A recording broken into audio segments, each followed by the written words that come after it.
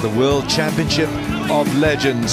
AB de Villiers দক্ষিণ আফ্রিকানদের আক্ষেপ হয়তো বাড়িয়েই দিলেন।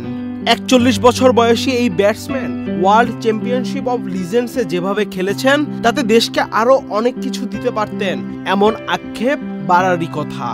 অবসরের পরেও এবি ডিভিলিয়ার্স এখনো খেলেন 360 ডিগ্রি স্টাইলে। গতকাল টুর্নামেন্টের ফাইনালে পাকিস্তান চ্যাম্পিয়ন্সদের বিপক্ষে 60 বলে 120 রানের অপরাজিত ইনিংস খেলেছেন ডিভিলিয়ার্স।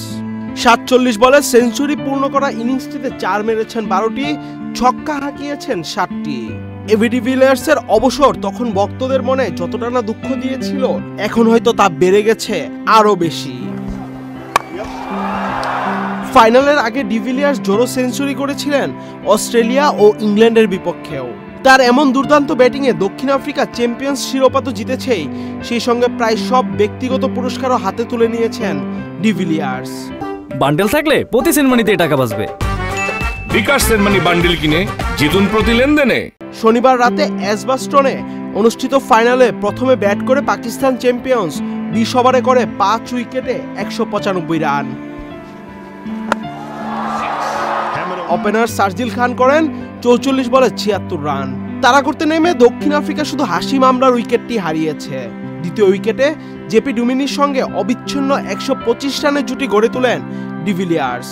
ইনিংসের মাঝে হ্যামস্ট্রিংয়ে চোট পেলেও খেলা চালিয়ে গেছেন 360 ডিগ্রি খ্যাত এই ব্যাটসম্যান। দক্ষিণ আফ্রিকা চ্যাম্পিয়ন্স ম্যাচ জিতে যায় 19 বল হাতে রেখে।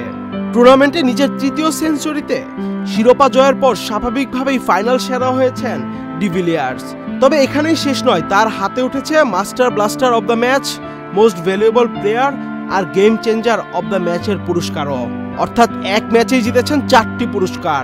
এছাড়া টুর্নামেন্টে সর্বোচ্চ 431 রান ও 3 সেঞ্চুরি করে ম্যান অব দ্য টুর্নামেন্ট হয়েছে ডিভিলিয়ার্স। দক্ষিণ আফ্রিকা চ্যাম্পিয়ন্স শিরোপা জিতে পেয়েছে $2 লাখ, অন্যদিকে Pakistan champions $1 lakh. Ahmed Shafi, channel I.